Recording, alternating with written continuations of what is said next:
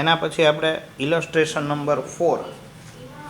Small scale industry in an industry estate sold all its output at rupees 11,50,000 જો at selling price of rupees 11.50 per unit.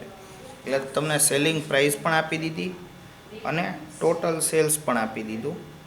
પછી આગળ the total fix charges are amounting to rupees 2 lakh and variable cost per unit is rupees 7.50.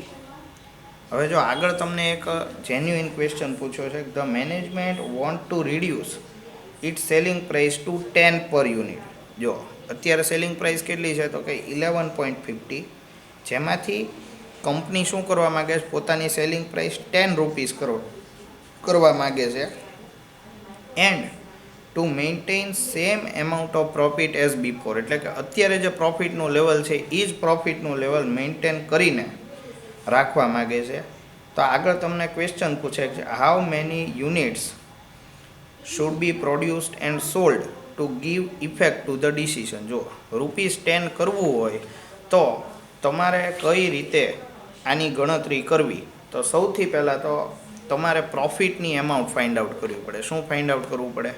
કારણ કે આપણે અત્યારે current situation, તો ઇલસ્ટ્રેશન number 4, બરાબર, આપણે શું ફાઇન્ડ આઉટ કરવું પડે? અત્યારે કરંટ લેવલ ઓફ પ્રોફિટ છે એ ફાઇન્ડ આઉટ કરવું પડે. તો પહેલાં અત્યારે પ્રોફિટ કેટલો થાય છે, પછી આપણે શું કરી શકીએ? પછી આપણે કહી શકીએ કે ₹10 કરીએ તો આટલા રૂપીસનો પ્રોફિટ છે એ મેન્ટેન થવો જોઈએ. તો સૌથી પહેલાં આપણી આગળ જે ઇન્ફોર્મેશન અવેલેબલ છે એ જોઈએ. તો આપણી પાસે ટોટલ સેલ આપેલું જો, ટોટલ સેલ કેટલું છે તો કે 11,50,000 રૂપીસ, જેની પર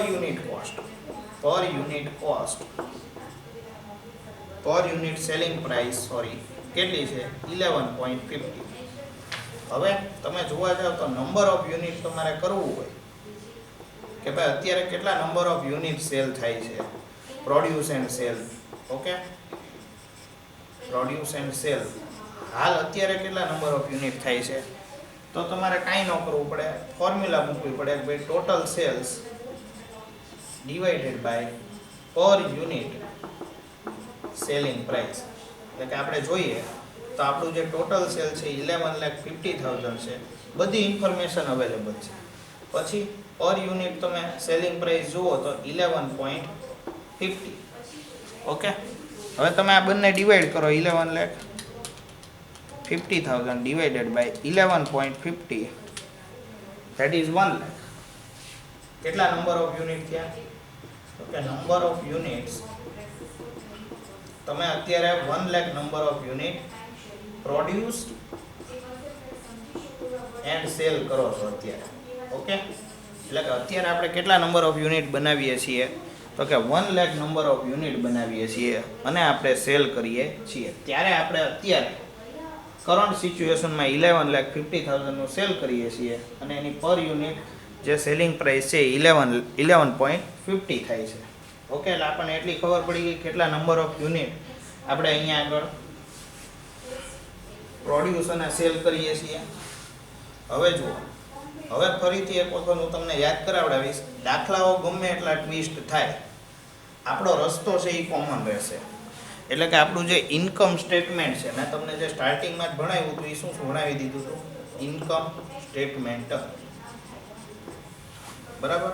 હવે જુઓ, તમને ખબર પડી ગઈ કેટલા નંબર ઓફ યુનિટ, તો તમે કહી દેશો કે સર 1 lakh યુનિટ્સ. ઓકે, હવે હું અહીંયા આગળ સ્ટેટમેન્ટ બનાવું, સપોઝ કરંટ સિચ્યુએશન પ્રમાણે આજે 1 lakh યુનિટ છે એ પ્રમાણે આ ઇન્કમ સ્ટેટમેન્ટ બનાવું છું. તો પર્ટિક્યુલર એમાઉન્ટ રૂપીસ. ઓકે, મારે શું ફાઇન્ડ આઉટ કરવું છે? મારે ફાઇન્ડ આઉટ કરવું છે કરંટ લેવલ ઓફ પ્રોફિટ, એટલે કે અત્યારે કેટલો પ્રોફિટ થાય છે. તો સીધું તમે સૌથી પહેલાં શું લઈ શકો? સેલ્સના નંબર ઓફ યુનિટ કેટલા? તો કે 1 lakh. એની સેલિંગ પ્રાઇસ કેટલી? તો કે 11.50. 50 એટલે કે 11,50,000 થઈ ગયું સેલિંગ. ઓકે, હવે તમે કહેશો સર સેલ્સમાંથી શું લેસ થાય? તો આપણને બધાને ખબર વેરિયેબલ કોસ્ટ. ઓકે, વેરિયેબલ કોસ્ટનો ફિગર છે એ તમે જો ફાઇન્ડ આઉટ કરેલો જ છે. તમને ફર્સ્ટ પેરેગ્રાફની લાસ્ટ લાઇન રીડ કરો. The variable cost per unit of production was ₹7.50. Okay, એટલે કે 1 લાખ મલ્ટીપ્લાય બાય 7.50. ઓકે, એટલે કેટલા થઈ જાય? 7,50,000 થઈ જશે. ઓકે, એટલે તમને શું મળી જાય? કોન્ટ્રીબ્યુશન મળી જાય કે નહીં? ઓકે, એટલે કે સી મળી ગયો. હવે જો 11,50,000 માઇનસ મારે 7,50,000 કરવાના, એટલે કે 4 લાખ એમાઉન્ટ આવી જશે. હવે આમાંથી લેસ શું થાય મને કયો જોઈએ? તમે કહેશો સર ફિક્સ કોસ્ટ છે અહીંથી લેસ થાય. ફિક્સ કોસ્ટની વેલ્યુ જુઓ પેરેગ્રાફમાં આપેલી જ છે. The total fix charges to establishment amounting to ₹2 lakh per annum. Okay, એટલે 2 લાખ રૂપીસ છે, અહીંયા તમે માઇનસ કરી નાખો. સો પ્રોફિટની જે વેલ્યુ થઈ જશે એ કેટલી થઈ જશે? 2 લાખ રૂપીસ. ખ્યાલ આવી ગયો? કરંટ લેવલ ઉપર પ્રોફિટ છે એ કેટલો છે? 2 લાખ છે. હવે મેનેજમેન્ટ શું ઈચ્છે છે? મેનેજમેન્ટ એમ ઈચ્છે છે કે આ 2 લાખ રૂપીસનો પ્રોફિટ છે એ સેમ લેવલ ઓફ પર મેન્ટેન થાય. 2 લાખ રૂપીસ છે એ તો કમાવા જ છે, પણ આ જે સેલિંગ પ્રાઇસ છે ને 11.50 એને ઘટાડીને અત્યારે 11.50 એટલે કે 11.50 ની જે સેલિંગ પ્રાઇસ છે એને રિડ્યુસ કરીને 10 રૂપીસ કરવી છે. ખ્યાલ આવી ગયો? અને બીજું શું કીધું એમનું કહેવાનું એમ છે તો જો ₹10 કરીએ તો કેટલા નંબર ઓફ યુનિટ્સ છે એ પ્રોડ્યુસ કરવા પડે? તો એના માટેનું આપણી આગળ એક ફોર્મ્યુલા છે. ઓકે, આ ભૂસી નાખું છું. હવે આપણી પાસે એક ફોર્મ્યુલા છે, આપણે ભણી ગયા. કયું? તો કે તમે sales required to earn certain amount of profit છે કે નહીં? આપણને ખબર છે શું ફોર્મ્યુલા છે? F plus P divided by S minus V. Okay, તમારી આગળ ઓલરેડી અવેલેબલ છે. હવે જુઓ F છે એ કેટલું થશે? તો કે F છે એ 2 લાખ થશે, કારણ કે આપણને ફિક્સ કોસ્ટ કીધી છે. પછી તો કે P આપણે પ્રોફિટ કેટલો ઈચ્છીએ છીએ? કરંટ લેવલ ઉપર જેટલો પ્રોફિટ છે ને એટલો આપણે ઈચ્છીએ છીએ. કરંટ લેવલનો પ્રોફિટ કેટલો છે? 2 લાખ રૂપીસ. આપણે સ્ટેટમેન્ટમાં જોઈ લીધું, એટલે બીજા 2 લાખ રૂપીસ તમે પ્લસ કરી દો પ્રોફિટના. હવે જુઓ સેલિંગ પ્રાઇસ મારે 11.50 નથી જોતી, મારે સેલિંગ પ્રાઇસ કેટલી કરવી છે? 10 રૂપીસ છે એ મારે સેલિંગ પ્રાઇસ કરવી છે. મારી જે વેરિયેબલ કોસ્ટ છે એ તો એઝ ઇટ ઇઝ જ છે. કેટલી? 7.50. ઓકે, તો તમે 4 લાખ નંબર ઓફ ટોટલ તમારા 4 લાખ થઈ જશે. અહીંયા 10 માંથી 7.50 કરો એટલે શું થઈ જાય? 2.50.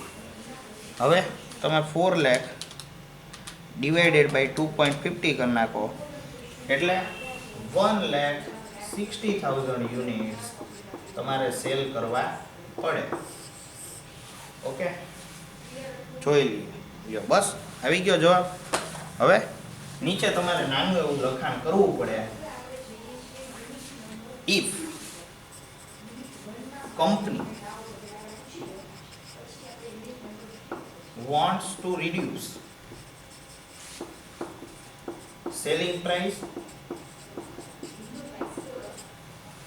to ₹10, then company have to produce and sell 1,60,000 units, which is 60,000 units more then current level of production. આવું લખી નાખવાનું, તમારું કામ પૂરું થઈ ગયું. ઓકે, એટલે સીધી આ ફોર્મ્યુલા એપ્લાય કરી દો તો તમારો જવાબ આવી જાય. બુક કરતાં પણ સિમ્પલ રીતે આપણે શું કરી નાખ્યો, જે પણ આપણને પ્રોબ્લેમ મળ્યો છે એનું આપણે શું કરી નાખ્યું છે, સોલ્યુશન કરી નાખ્યું છે. ઓકે, આ તો આપણો ઇલસ્ટ્રેશન નંબર 4. જો ખાસ યાદ રાખજો, તમે તમારું ઇન્કમ સ્ટેટમેન્ટ છે એને ભૂલતા નહીં. જો મેં આ દાખલામાં તમે જોવા જાઓ તો બુકમાં એણે આખું થોડુંક અલગ રીતે ગણતરી કરેલી છે, બરાબર? ખોટી નથી, સાચી જ છે, પણ આપણને એક સિંગલ લાઇનમાં દરેક વસ્તુ મળે એમ છે, તો શું કરવા આવું બધું કરવું આપણે? ઓકે, એટલે આ રીતના તમે જો ઇન્કમ સ્ટેટમેન્ટને ફોલો કરશો અને આવી રીતે સિમ્પલ એક ફોર્મ્યુલા મૂકી દીધી હોય, તમારું કામ કેવું થઈ જાય? સહેલું થઈ જાય. ઘડીક વાર વેરિયેબલ કોસ્ટ માઇનસ કરો ને ફિક્સ કોસ્ટ પ્લસ કરો ને એ બધું કરવાની બદલે સિમ્પલ અને સ્ટ્રેઇટ લાઇનમાં તમને આ દાખલો છે મેં સોલ્વ કરાવી દીધો છે. ઓકે, એટલે આ પ્રકારે પણ આપણે ગણતરી કરી શકતા હોઈએ છીએ. ઓકે, ચાલો તો આજે આપણે આટલું રાખીએ છીએ.